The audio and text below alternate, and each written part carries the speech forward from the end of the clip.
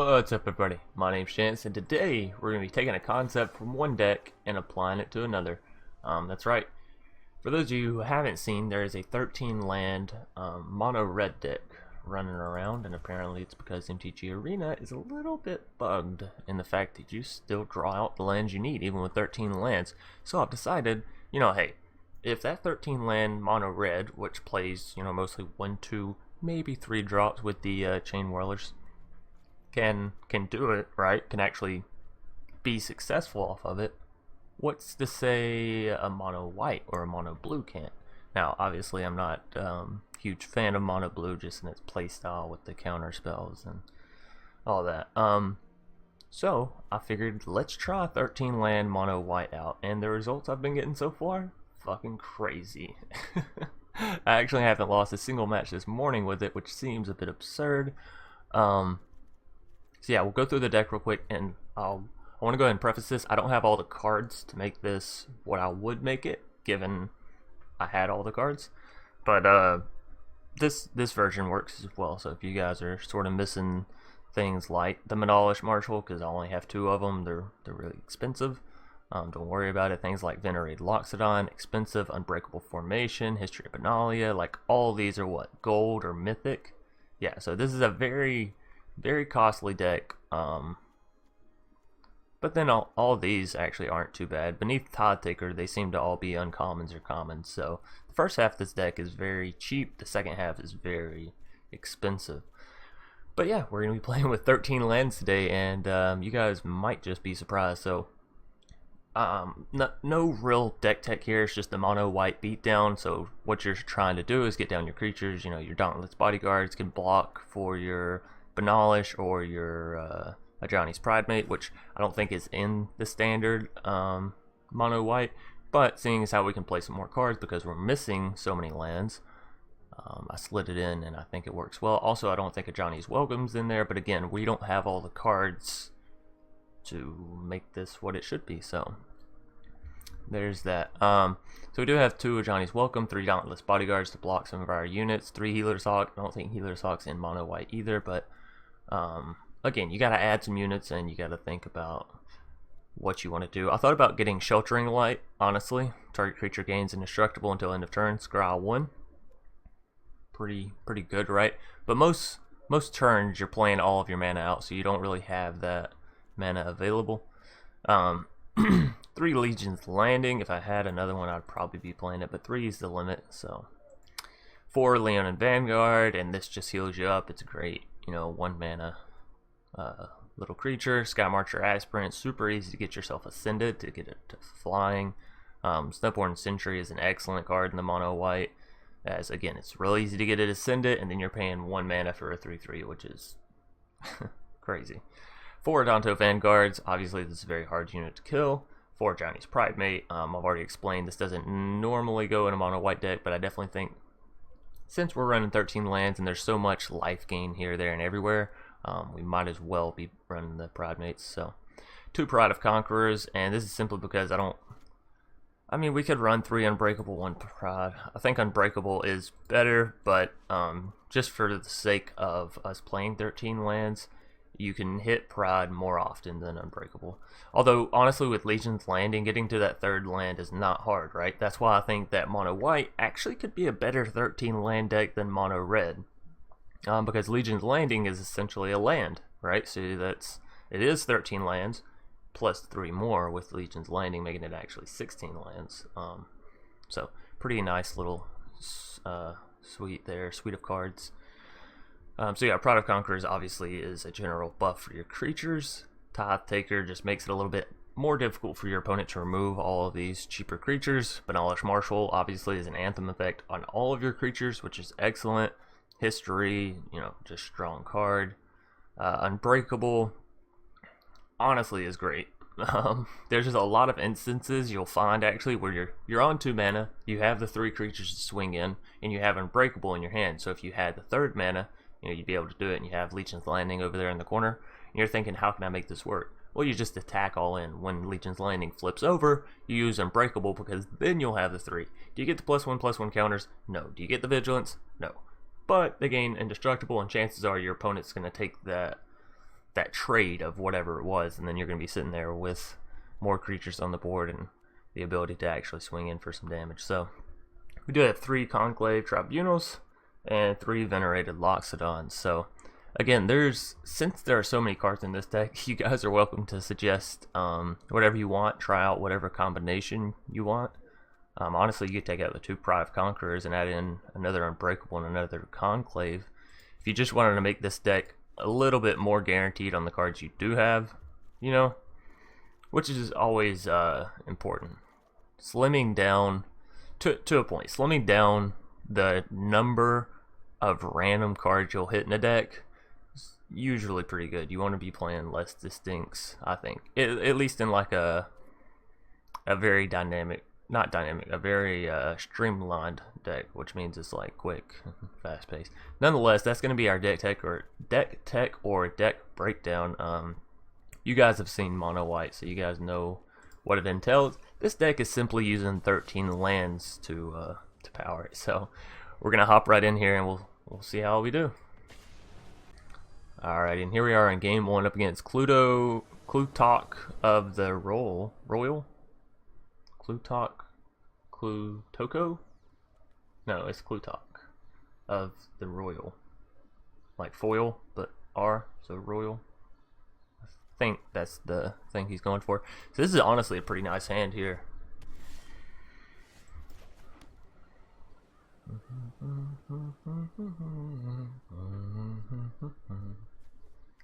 She's a man-eater. Okay, so we're going to go and play the Skymarcher because it gives us most damage on turn 2. I'm not too worried about the Ajani's Welcome here. We are up against a Rakdos. Ooh, Grixis deck. So, Thought Erasure. Bye-bye, History. It was nice to have you. It was good to at least see you in the starting hand. Yeah. Now he knows. He knows what he's up against. I think let's just go for the Adanto. Even though he hadn't seen it yet, I still think... Or had he? Was the Adanto revealed there? Yeah, because we just drew Healer's Hawk this turn, so Adanto had to be revealed there. So yeah, that's perfectly fine. I was about to say, we're trying to output as much damage as quickly as possible. But that's actually pretty good, because I had no intentions of playing Ajani's Welcome here anyways. Ajani's Welcome, like I said, it doesn't really fit into the deck where you want it to.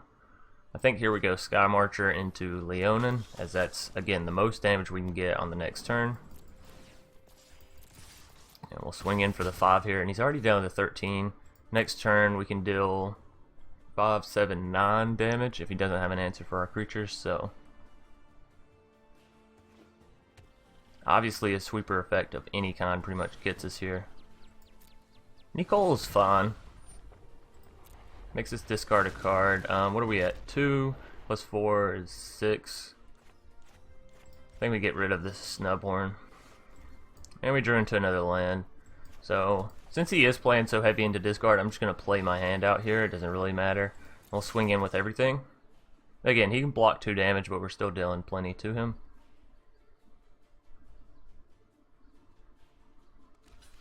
Yeah. We'll still deal 7, he's down to 6. Next turn we have lethal if he doesn't have a solution.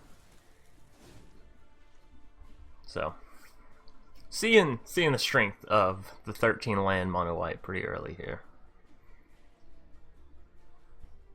Now again, one sweeper effect and this game's pretty much over. That's generally how it is with mono white, right? You get swept, you're done. The neat. Oh. That's GG. I believe that is GG. Yep. Alright, so 13 land mono white, picking up our first victory in all of 2 minutes, 3 minutes. Like I said, you don't worry about the Ajani's Welcomes because the point of this deck, or rather the objective of this deck, is to get down your creatures fast and hard, and they're supposed to be the strongest, the quickest, if that makes sense.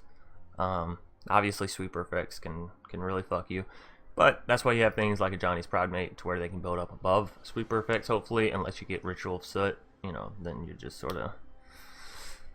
sort of boned because you don't play anything above a 3 mana cost. So yeah, nonetheless, we'll hop on into a game 2 here. Alrighty, and here we are up against, you know, I don't even know.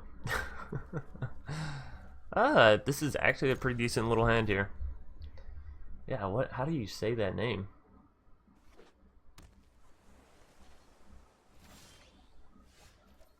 I don't know.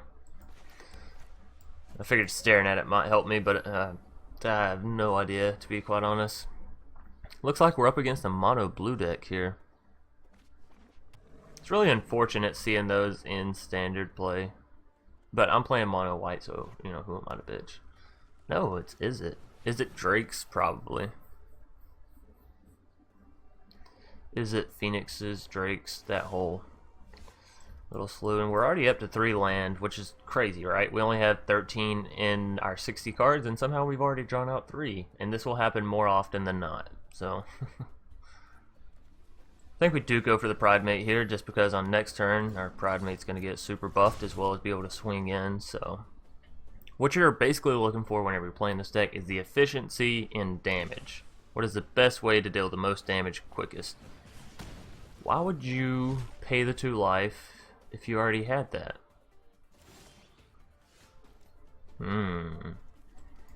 Interesting. Our opponent with the 200 IQ plays, maybe he has something else here for us. Nonetheless, our Leonin will get buffed up. Although he's not proccing anything at instant speed, so him shocking himself for the 2 didn't do anything. I'm not quite sure about that. Maybe it was a Spell Pierce, actually. I'll take that back. Okay, so Lightning Strike out one of our Vanguards. And throw down a Terramander. A terrible Mander. That is a terrible Mander. So, we drew into a history. We'll play the history for sure. And again, and our opponent scoops. So, 13 land, Mono White. Picking up another really, really quick victory. Yeah. Alright, and favorable wins off of the win. Anyways, we'll hop on into game 3. Alrighty, here we are in game 3 up against Amaru. Emiru? I think it's Amaru. That hand is just not good enough to keep. That one is. We don't want the Venerated. So we'll go Legions here. We don't want to go Dauntless first because we don't have anything to protect with it. And we don't want to go Snubhorn first because then we don't have any damage come turn 2. So, Torch Courier. We don't want to block because we're about to heal the damage right back off of him, right? So, throw down the Snubhorn. Throw down the Dauntless, and the Dauntless will select the Snubhorn.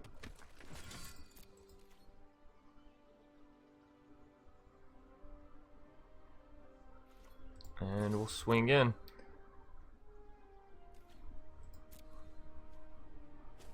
Next turn we can swing in to transform Legions. And yeah. Things we're looking for off the top. Unbreakable could be cool, just because of that little combination I talked about earlier. History, obviously Benalish Marshal. Just in general, more units, more things to play. We're kind of sitting alright with our lands right now. Fanatical Firebrand's not something we wanted to see.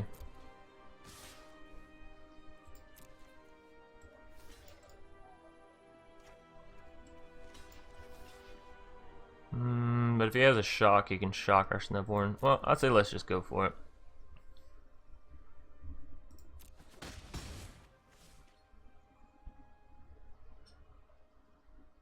Could be really dangerous, right? Okay, he didn't have the shock. Ew. Ajani's Welcome's not really what we wanted to see there.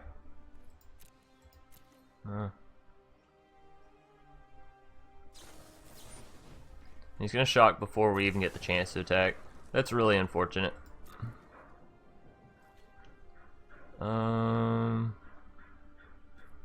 Deal the 2, or do we just conclave his Firebrand so he can't take our Dauntless?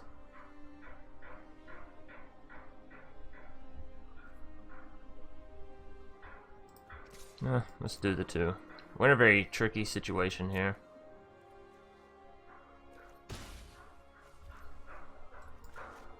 Might as well go ahead and play the Ajani's Welcome just in case we draw into a Pridemate come next turn. But yeah, definitely a tricky situation. This is why Ajani's Welcome typically isn't played in the deck. Like I said, it's very under par card for what we're trying to do here. So we'll keep blocking one of that damage. He's got a Pyromancer, so he's playing like an offshoot of the mono red deck, which could make things rather difficult for us, but I feel like... Oh, and we drew the Pridemate. I feel like we should be able to deal with him easily enough. Sweet. So, we're not gonna attack this turn. I want to be able to swing in and get that Legion's transformed, if at all possible. Our opponent's running out of cards. That's fine. Again, if he's playing mono red and he's shocking our creatures instead of our face, fine. Fine by me. Yep, there goes the Firebrand tap on to... We might as well sacrifice him just in case he goes for anything shiesty to get rid of the Snubhorn as well. Now he can't. So the Snubhorn will block out the Pyromancer. I'll take the one from Torch Courier. Alright, Skymarcher will come down, giving us a little bit more life. Another attacker.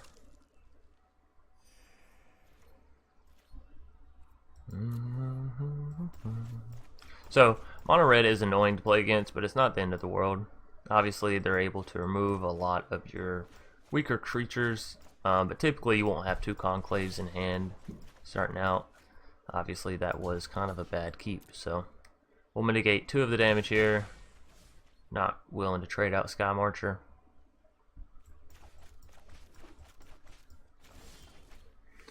And we get a Tithe Taker, making things he costs making things he cast cost 1 more on our turn. Got tongue-tied there. And let's go ahead and swing in with the Aspirant. As again, we're not going to defend with her because we don't want to lose our units. We can defend with Tithe Taker because we get a unit back, so that's okay. Oh, here she comes. Watching, she'll eat you up.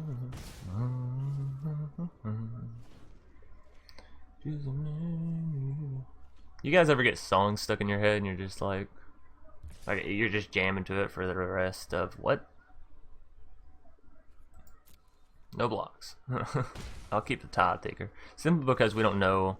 Okay, I was gonna say we don't know if we're gonna draw into another unit, but so long as we still are, fantastic.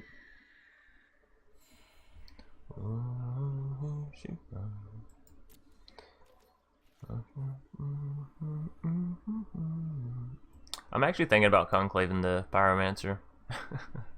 As silly as that sounds.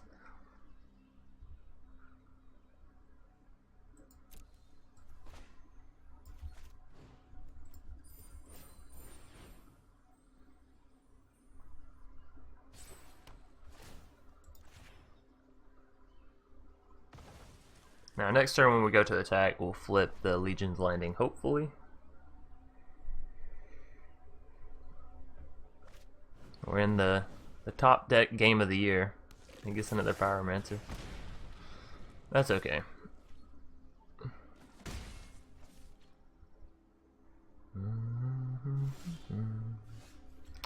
And another Ajani's Pridemate is wonderful. So he'll actually have a choice of removal here, whether he wants to hit the Pridemate or take out one of the 3 attackers if he has a spell. No? Well, we're about to get our Legions flipped. Unless he decides to play a spell here. He doesn't. Alright. Oh. Give me that landing. Also means now that if we draw into another land, it's not exactly a brick. Then we can play it, and then we can start tapping Adanto the First Fort to create vampire tokens, which we can overrun our opponent with, keep us healed up, get Ajani's bigger, a multitude of things. He's just gonna scoop. So game 3 up against Mono Red, sort of an off Mono Red, right? But nonetheless, we're gonna end up picking up that victory too. So you guys can really see the strength of this 13 land Mono White deck. I don't know what to tell Wizards. This is kind of crazy. It's crazy that it works. It's crazy that it's allowed, but it's kind of nice. You guys try not to abuse the hell out of this. I know I'm sort of setting up a bad what's the word I'm looking for? Bad example, saying don't abuse it, and then I show it to you guys. But yeah, hope you guys enjoyed seeing this ridiculousness. Not actually, I'm not Rob Deerdick, but you guys know what I'm saying. So yeah, if you enjoyed the video, please be sure to leave a like down below. It does help the video get boosted up, helps me, helps, you know, the channel, yada yada. Leave a comment if you have any suggestions for this deck. Although you guys saw that I don't have a lot of cards in the mono white typical tree, so I may not have it if you suggest it, which I do apologize for. Sorry, I got a cough here in my my last little outro bit. Alright, enough is enough. Like, comment, subscribe if you're new for you know, more amazing content, daily content. I try to stream, yeah, as much as I can at least. Yeah, and then I think that's about it, guys. As always, I'll see you either later tonight or tomorrow. Peace out. What's up, everybody? I want to take a quick second to thank everybody who stayed all the way through the video, as well as give a special shout out to all my patron donors for helping support the channel. If you too are looking for ways to support the channel, consider hopping over to patreon.com/Dr. Spelkin. Try to make sure all support given to the channel is returned to those giving.